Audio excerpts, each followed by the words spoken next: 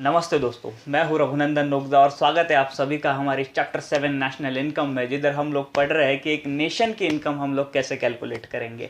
तो इसके पहले हम लोगों ने circular tally of national income देख लिया था कि कैसे प्रोडक्शन से क्या होता है, पूरा नेशनल इनकम फ्लो होता है, एक मनी पूरे इकोनॉमी में फ्लो होता है, वो देख लिया था। आज हम क्या करेंगे, ये नेशनल इनकम हम कैसे मेजर करते हैं, उसकी कुछ स्पेसिफिक मेथड्स है, वो स्पेसिफिक मेथड्स पढ़ेंगे। आज हम जो मेथड पढ़ने वाले हैं दोस्तों, वो है आउटपुट मेथड।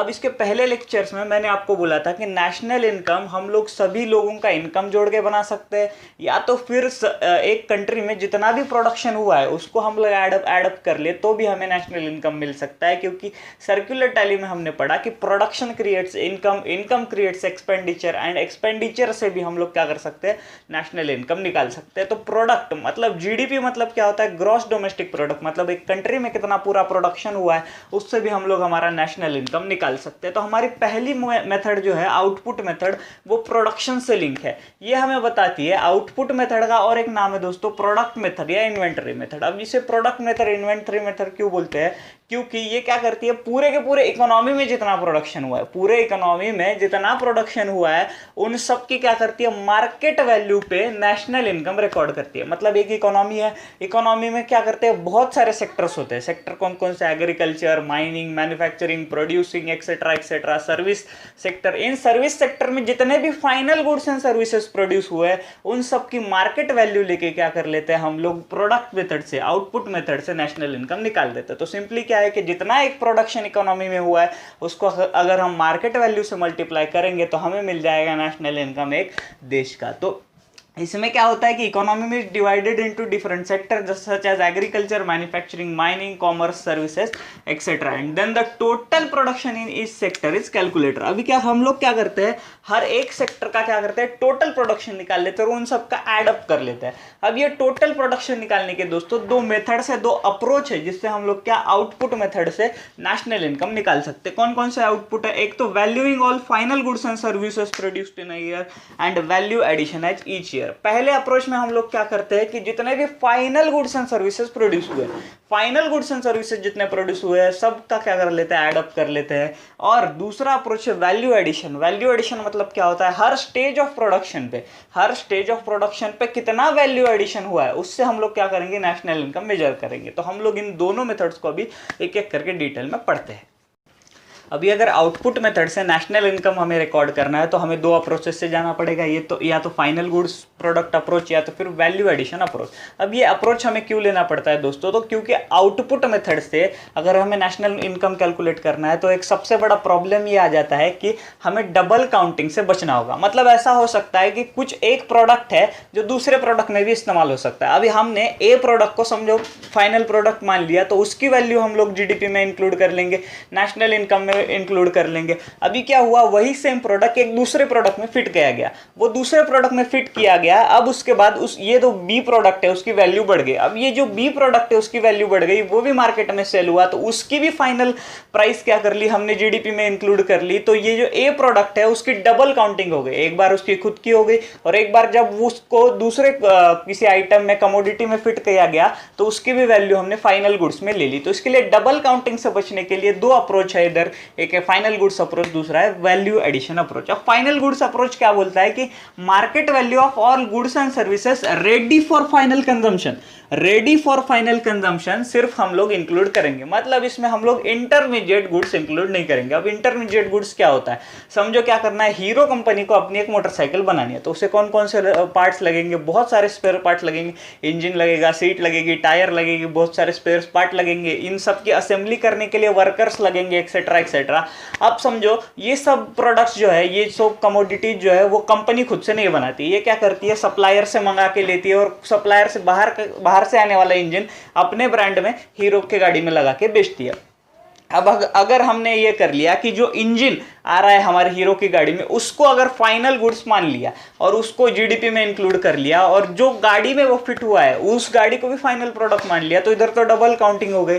इसके लिए इसमें एक ध्यान रखा जाता है कि जो रेडी फॉर फाइनल कंजम्पशन है सिर्फ उतने ही गुड्स की फाइनल प्राइस क्या करती है, इंक्लूड की जाती है। अब रेडी फॉर फाइनल कंजम्पशन मतलब एक फाइनल कंज्यूमर इंजन कंज्यूम करेगा या पूरी गाड़ी कंज्यूम करेगा, तो वो पूरी गाड़ी कंज्यूम करेगा। इसके लिए इंजन की वैल्यू ना कंसिडर करते हुए सिर्फ पूरे गाड़ी की वैल्यू क्या करती है, कंसिडर की जाती है। जब पूरे गाड़ी की वैल्यू दोस्तों कंसिडर की जाती है तो उसमें engine, tyre, seat, spare part etcetera etcetera सबकी वैल्यू आ जाती है। तो जो भी इंटरमीडिएट उसमें इंक्लूड हुआ है सभी के सभी फाइनल गुड्स की प्राइस में इंक्लूड होके हमें सिर्फ एक फिगर मिलती है, जो हम लोग नेशनल इनकम में कैलकुलेट करते हैं। तो इसमें क्या होता है कि intermediate transactions are ignored and only final flow of output is considered. मतलब जो फाइनली एक कंज्यूमर क्या करने वाला है, कंज्यूम करने वाला है, सिर्फ उसी गुड्स का हम लोग एडिशन करेंगे। अब इसमें हम लोग सेक्टर्स में डिवाइड करते हैं। सेक्टर्स क्या होते हैं कि एक इकोनॉमी के सेक्टर्स होते हैं primary, secondary and territory sector. Primary sector मतलब जो सिर्फ नेचुरली जो चीजें तैयार होती है वही बेचता है विदाउट प्रोसेसिंग, उसे बोलते हैं प्राइमरी सेक्टर। सेकेंडरी सेक्टर मतलब जो थोड़ी सी प्रोसेसिंग करके बेचता है, और टेरिटरी सेक्टर मतलब जिधर फैक्ट्रीज में गुड्स एंड सर्विसेज तैयार होती है। तो इन सेक्टर्स में हम लोग क्या करते हैं, इकोनॉमी को डिवाइड करते हैं, इन सब सेक्टर्स का फाइनल आउटपुट लेते हैं, इन सब सेक्टर्स का फाइनल आउटपुट लेते हैं, और इन सब फाइनल आउटपुट के हम लोग एडिशन जब करेंगे तब हमें फाइनल गुड्स या फाइनल प्रोडक्ट अप्रोच से हमें क्या मिल जाएगा, हमारा जीडीपी या नेशनल इनकम मिल जाएगा। अब इसका एग्जांपल मैंने आपको दिया था हीरो मोटरसाइकिल, जिधर क्या होता है बहुत सारे इंटरमीडिएट गुड्स लगते हैं, बट इन इंटरमीडिएट गुड्स की फाइनल प्राइस ना कंसिडर करते हुए हम लोग क्या करते हैं, सिर्फ एक मोटरसाइकिल की फाइनल प्राइस कंसिडर करते हैं। तो final goods and final product approach हमारा इधर खत्म होता है। अब आउटपुट मेथड में दूसरा अप्रोच है दोस्तों वैल्यू एडेड अप्रोच। इसके पहले हमने क्या पढ़ा, फाइनल प्रोडक्ट अप्रोच, जिधर हम क्या करेंगे, सिर्फ जो फाइनल प्रोडक्ट तैयार हुआ है उसकी क्या करेंगे, प्राइस ले लेंगे और उसकी प्राइस नेशनल इनकम में ऐड कर लेंगे। अब वैल्यू एडेड अप्रोच थोड़ा सा डिफरेंट अप्रोच है। ये बोलता है कि इसमें क्या होता है, सेक्टर में या तो कोई जो भी प्रोडक्ट है उसको बहुत सारे लेवल्स में डिवाइड किया जाता है। अब हर लेवल्स के क्या की जाती है, वैल्यू एडिशन निकाली जाती है। वैल्यू एडिशन कैसे निकाली जाती है, तो उस लेवल में कितना इनपुट आया माइनस उस लेवल से कितना आउटपुट बाहर निकला, उससे जितनी वैल्यू एडिशन हुई तो उस वैल्यू एडिशन की एडिशन की जाती है। उन सभी वैल्यू एडिशन का सम अप किया जाता है और उससे क्या किया जाता है, एक जो फैक्ट्री से जो प्रोडक्ट निकला है, जो कमोडिटी निकली है, उसकी क्या कहते हैं, वैल्यू डिटरमाइन की जाती है। अब ये वैल्यू एडिशन एक्चुअल में होता कैसे है, ये हम देखते हैं। एग्जाम्पल मैंने लिया है आयरन रॉड्स का, जो किधर होते हैं, बिल्डिंग मटेरियल में यूज होते हैं, बिल्डिंग्स बनाने में यूज होते हैं। अब इनको क्या करते हैं हम लोग, पहले इनको बनाने के लिए, आयरन रॉड्स को बनाने के लिए आयरन की जरूरत होती है। आयरन किधर से मिलता है, आयरन मिलता है माइंस से। तो जो माइंस से आयरन मिल रहा है दोस्तों, उसके लिए इनपुट कुछ लग रहा है क्या, कुछ भी नहीं लग रहा है, क्योंकि इनपुट ही खुद ही आयरन एक इनपुट है, तो वो हमें माइंस से सिर्फ एक्सकैवेट करना है। समझो एक माइन मालिक ने क्या किया, उसको लगने वाला इनपुट 0 है, उसने उसका आउटपुट क्या किया, 200 रुपए में फैक्ट्रीज को बेचा। फैक्ट्रीज में आके क्या होगी, इसकी प्रोसेसिंग होगी। अब फैक्ट्रीज को क्या होगा, इसका आउटपुट, माइंस का आउटपुट क्या होगा, फैक्ट्रीज के लिए इनपुट होगा। तो ये इसके लिए इनपुट हो जाएगा, 200 रुपए इनपुट हो जाएगा फैक्ट्रीज के लिए। अब फैक्ट्री ने क्या किया, इस पे कुछ तो प्रोसेसिंग की। ये प्रोसेसिंग करने के बाद इसका आउटपुट फैक्ट्रीज ने क्या किया, 350 रुपए में समझो डीलर को बेच दिया। कितने में बेच दिया, 350 रुपए में डीलर को बेच दिया। अब हमें क्या करना है, ये दो लेवल्स हमने निकाली प्रोडक्शन की। हमें अगर आयरन रॉड्स को एक फाइनल कंज्यूमर के पास पहुंचाना है तो हमें ये चारों डिस्ट्रीब्यूशन चैनल्स में से जाना पड़ेगा। अब अगर माइंस में हम निकाले कि वैल्यू एडिशन कितना हुआ है, वैल्यू एडिशन मतलब क्या, input minus output. Input minus output कितना हुआ है, 200 रुपए इधर वैल्यू एडिशन हुआ है माइंस में। अब फैक्ट्रीज में क्या हुआ, फैक्ट्रीज में इनपुट लगा 200 का, फैक्ट्री से आउटपुट निकला 350 का। मतलब फैक्ट्री का जो मालिक है, ओनर है, उसने 150 रुपए कमाए किससे, फैक्ट्रीज में प्रोसेसिंग करने से आयरन का। अब ये 150 मैं इधर ऐड कर दूंगा। अब ये जो आउटपुट है फैक्ट्रीज का, वो हो जाएगा डीलर के लिए इनपुट। डीलर के पास अभी आयरन रॉड आया 350 में, डीलर ने क्या किया, इसको 400 रुपए में रिटेलर को बेच दिया। अब रिटेलर को जब 400 रुपए में इसने बेचा तो इस लेवल ऑफ प्रोडक्शन पे कितना वैल्यू एडिशन हुआ, तो वैल्यू एडिशन हुआ 50 रुपए का वैल्यू एडिशन हुआ। अब क्या हुआ, यही 400 रुपए का एक रिटेलर के पास आ जाएगा। रिटेलर के पास 400 रुपए का आने के बाद समझो उसने क्या किया, 425 रुपए में फाइनल कंज्यूमर को ये आयरन रॉड बेच दिया। अब उसने जब 425 रुपए में आयरन रॉड बेच दिया तो इधर वैल्यू एडिशन कितना हुआ दोस्तों, ₹25 का ये वैल्यू एडिशन हुआ। तो हर स्टेज ऑफ प्रोडक्शन पे कुछ तो वैल्यू एडिशन हो रहा है, और उस वैल्यू एडिशन की हमें क्या करनी है, एडिशन करनी है। तो इन सब की एडिशन करेंगे, 200 and 150 is 350, then 50 is 400 and 25 it is 425। तो पूरा वैल्यू एडिशन क्या हुआ दोस्तों, इसमें 425 रुपीज वैल्यू एडेड हुई एक आयरन रॉड बनाने के लिए। अब अगर हम लोग फाइनल गुड्स अप्रोच से जाते तो हम लोग क्या करते थे, जो रिटेलर ने फाइनली बेचा उसकी प्राइस लेते थे और वो नेशनल इनकम में कैलकुलेट कर लेते थे। तो ये 425 सेम 425 जो हमने वैल्यू एडिशन से निकाला वही हम लोग नेशनल इनकम में ले लेते थे। तो वैल्यू एडिशन अप्रोच और फाइनल गुड्स अप्रोच इसमें सिर्फ इतना डिफरेंस है कि वैल्यू एडिशन अप्रोच में हम लोग क्या करते हैं, सिर्फ स्टेज वाइज जाते हैं, स्टेज वाइज कितना वैल्यू एडिशन हुआ उसकी एडिशन करते हैं और उसके एडिशन नेशनल इनकम में जोड़ते हैं। तो फिर जो फाइनल गुड्स अप्रोच है उसमें हम लोग क्या करते हैं, सिर्फ जो final goods and services produced है उसकी जो फाइनल प्राइस है वो सिर्फ नेशनल इनकम में ऐड कर लेते हैं। अब हमें अगर आउटपुट मेथड से नेशनल इनकम मेजर करना है तो कुछ प्रिकॉशंस हमें लेनी पड़ती है। अब कौन कौन सी प्रिकॉशंस लेनी पड़ती है एक एक करके देख लेते हैं। तो avoid the double counting value of final goods only be included. अब मैंने आपको पहले ही बोला था आउटपुट मेथड में क्या होता है, डबल काउंटिंग का प्रॉब्लम हो जाता है। इसके लिए अगर हमें डबल काउंटिंग को अवॉइड करना है तो या तो हमें फाइनल गुड्स मतलब जो भी कंजम्पशन अभी करने वाला है, इमीडिएट कंजम्पशन करने वाला है एक कंज्यूमर, उसके गुड्स उसकी प्राइस लेनी पड़ेगी, या तो फिर वैल्यू एडिशन अप्रोच से जाना पड़ेगा। सेकंड बोलते हैं self consumption estimated and included in national income. अब सेल्फ कंजम्पशन क्या होता है, मैंने आपको बोला कि इकोनॉमी में जितना प्रोडक्शन हुआ उसे हम आउटपुट मेथड से मेजर करेंगे और उसकी मार्केट वैल्यू हम लोग क्या करेंगे, हमारे नेशनल इनकम में ऐड कर लेंगे। अब समझो एग्रीकल्चर में कितना प्रोडक्शन हुआ वो मैंने निकाल लिया और वो नेशनल इनकम में ऐड भी कर लिया। बट ऐसा एग्रीकल्चर सेक्टर में प्रैक्टिस है दोस्तों कि फार्मर्स क्या करते हैं, अपने लिए जितना भी उनको ग्रेन्स लगते हैं, फूड ग्रेन्स लगते हैं, वो सिर्फ वो मार्केट में नहीं बेचते हैं, वो खुद के पास रखते हैं। मतलब जो प्रोडक्शन उन्होंने किया वो क्या करते हैं, खुद ही के पास रखते हैं और उसे सेल्फ कंजम्पशन के लिए यूज कर सकते हैं। अभी वो प्रोडक्शन तो हुआ बट वो फाइनल कंज्यूमर के पास पहुंचा क्या, नहीं पहुंचा, या तो फिर वो मनी के लिए एक्सचेंज हुआ क्या, नहीं हुआ। इसके लिए वो जो सेल्फ कंजम्पशन है दोस्तों वो एस्टिमेट किया जाता है और एस्टिमेशन बेसिस पे उसको नेशनल इनकम में हम लोग ऐड कर लेंगे। अब तीसरा है indirect taxes are deducted and subsidies are added for the accurate estimation.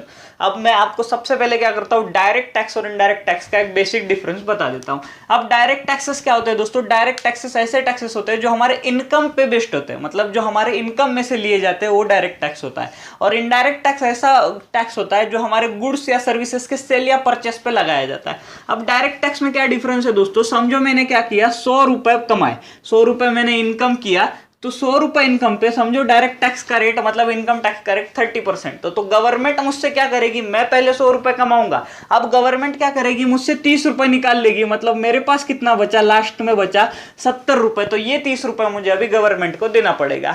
अब इनडायरेक्ट टैक्सेस में क्या होता है दोस्तों, इनडायरेक्ट टैक्स सेल और purchase of goods and services पे लगते हैं। अब समझो मैंने क्या किया, 100 रुपीज की गुड्स परचेस की, तो 100 रुपीज की गुड्स जब मैं परचेस करता हूँ उस पे समझो 18% जीएसटी है, तो उस पे मुझे 18% अलग से देना पड़ेगा। मतलब गवर्नमेंट इस 100 रुपीज से मेरे पास से नहीं लेगी, गवर्नमेंट क्या करेगी, 18 रुपए एक्स्ट्रा मेरे से लेगी। तो 100 प्लस 18 रुपए, ऐसा 118 रुपए मुझे उस गुड्स की प्राइस पे करना पड़ेगा। ये 18 और ये 30 किधर जा रहे हैं, गवर्नमेंट के पास। अब इनडायरेक्ट टैक्सेस से सिर्फ हम लोग डिडक्ट क्यों करते हैं, तो आउटपुट मेथड से आपको मालूम है हम लोग क्या करते हैं, मार्केट वैल्यू ऑफ प्रोडक्शन कर लेते हैं। अब मार्केट वैल्यू जब हम निकालते हैं दोस्तों तो उसमें क्या आ जाता है, इनडायरेक्ट टैक्सेस इंक्लूड हो जाते हैं, क्योंकि जो भी गुड्स जो भी कमोडिटी एक फाइनल कंज्यूमर के पास पहुंचती है तो उस पर सभी टैक्सेस लग के आते हैं। आपने देखा होगा कभी रैपर पे वगैरह की ऑल टैक्सेस इंक्लूसिव एमआरपी हमारे रैपर्स पे वगैरह आती है कमोडिटीज के, तो वो जो होता है दोस्तों वो इनडायरेक्ट टैक्सेस होता है। वो इनडायरेक्ट टैक्सेस गवर्नमेंट की इनकम होता है। अगर हम उसे गवर्नमेंट की इनकम को अलग से ऐड करेंगे तो प्रोडक्शन में उसे और एक बार क्यों हम लोग इंक्लूड करें, इसके लिए वो इनडायरेक्ट टैक्सेस हम लोग इधर से डिडक्ट करते हैं। वो गवर्नमेंट की इनकम है, गवर्नमेंट अलग से उसे क्या करती है, नेशनल इनकम में ऐड कर लेती है। तो इनडायरेक्ट टैक्सेस डिडक्ट हो जाती है और सब्सिडीज ऐड हो जाती है। अब सब्सिडीज क्या होता है कि गवर्नमेंट बहुत बार प्रोडक्शन को बूस्ट करने के लिए सब्सिडीज देती है। सब्सिडीज से क्या होता है, प्रोडक्ट की प्राइस कम हो जाती है, प्रोडक्ट की प्राइस कम हो जाती है, उसकी एक्चुअल प्राइस ज्यादा रहती है बट सब्सिडीज की वजह से उसकी प्राइस कम हो जाती है। अब अगर हमें एक्यूरेट एस्टिमेशन करना है उसकी करेक्ट प्राइस का तो हमें सब्सिडीज को ऐड अप करना पड़ेगा। इसके लिए हम लोग क्या करते हैं, सब्सिडीज ऐड करते हैं। इनडायरेक्ट टैक्सेस गवर्नमेंट का इनकम है, इसके लिए हम लोग क्या करते हैं, उसे गवर्नमेंट खुद से ऐड कर लेता है और इधर से हम लोग डिडक्ट कर लेते हैं। अब चौथा है दोस्तों कि while evaluating the output changes in the price level should be considered. अब प्राइस लेवल का चेंज मैंने आपको इंडेक्स नंबर में आपको अगर ध्यान में आ रहा होगा तो रियल वर्सेस नॉमिनल जीडीपी के सहारे आपको समझाया था कि कैसे नॉमिनल टर्म्स में हमें ऐसा दिख सकता है कि नंबर्स में हमारी जीडीपी बढ़ी हुई है, बट रियल टर्म्स में शायद वो क्या हो सकती है, कम हुई हो सकती है। तो इसके लिए जब हम इवेल्युएट करते हैं मतलब क्या करते हैं, स्टडी करते हैं आउटपुट का, तो हमें रियल टर्म्स में देखना होगा, ना कि किसमें, नॉमिनल टर्म्स में। इसके लिए changes in the price level भी हमें क्या करना पड़ेगा, कंसिडर करना पड़ेगा। पांचवा दोस्तों, export is added and import is deducted. मतलब एक्सपोर्ट क्या करते हैं हम लोग, ऐड करते हैं, और इम्पोर्ट डिडक्ट करते हैं, क्योंकि हम हमारे नेशन में डोमेस्टिकली जितना प्रोडक्शन हुआ है उतने सबको लेना चाहते हैं, और हमने जो बाहर से मंगाया उसको हम लोग डिडक्ट करना चाहते हैं। अभी पांचवा है depreciation on capital asset is deducted. Depreciation cost है एक बिजनेस का कैपिटल असेट पे लगने वाला, प्लांट फैक्ट्रीज वगैरह पे, इसके लिए उसको हम डिडक्ट करते हैं, और जो ग्रॉस होता है उससे डेप्रिसिएशन निकालने के बाद नेट प्रोडक्ट हमारे पास पहुंचता है। अब second hand goods purchase and sales are not included. बहुत बार क्या होता है कि second hand vehicle, second hand goods क्या होते हैं, मार्केट में ट्रेड होते हैं। अब इस सेकंड हैंड गुड्स को हमें क्या करना है, इस ईयर की, मतलब जिस ईयर में वो सेकंड हैंड गुड्स सेल हुए या तो फिर परचेस हुए, उस ईयर की इनकम में नहीं लेना है। क्यों नहीं लेना है, क्योंकि जब ओरिजिनली वो गुड्स सेल किया होगा, मतलब ओरिजिनल सेलर ने ओरिजिनल बायर को वो गुड्स सेल किया होगा, तब वो क्या उधर आया होगा नेशनल इनकम में। अगर हम वापस से उस सेकंड हैंड गुड्स को ऐड कर लेंगे तो वो डबल काउंटिंग हो जाएगा सेम गुड्स का। इसके लिए सेम गुड्स का जब second hand goods sale purchase होता है तो वो हम क्या नहीं करते, इंक्लूड नहीं करते नेशनल इनकम में आउटपुट मेथड से। अब जो नेशनल ये जो आउटपुट मेथड है दोस्तों, वो output method under developed countries में मोस्टली प्रेफर है, क्योंकि ये क्या करती है, अनऑर्गेनाइज सेक्टर में जितना प्रोडक्शन हुआ है उसको कैलकुलेट करती है। अब हम जिधर मैन्युफैक्चरिंग सेक्टर है, जिधर आउटपुट हम लोग निकाल सकते हैं, उधर हम लोग क्या कर सकते हैं, इस मेथड का यूज कर सकते हैं। अभी सर्विस सेक्टर में क्या है, सर्विस सेक्टर में हम लोग आउटपुट मतलब कितना प्रोडक्शन निकला है वो नहीं बोल सकते, क्योंकि सर्विसेज इनविजिबल होती है, सर्विसेज रेंडर की जाती है, सर्विसेज हमें दिखती नहीं है। इसके लिए वो प्रोडक्शन हम लोग आउटपुट मेथड से मेजर नहीं कर सकते। तो जो भी मैन्युफैक्चरिंग सेक्टर्स होते हैं, एग्रीकल्चर सेक्टर्स होते हैं, माइनिंग सेक्टर्स होते हैं, सिर्फ इतने ही सेक्टर्स में क्या की जाती है, आउटपुट मेथड यूज की जाती है। तो दोस्तों ये थी हमारी output method of calculating national income. Thank you so much.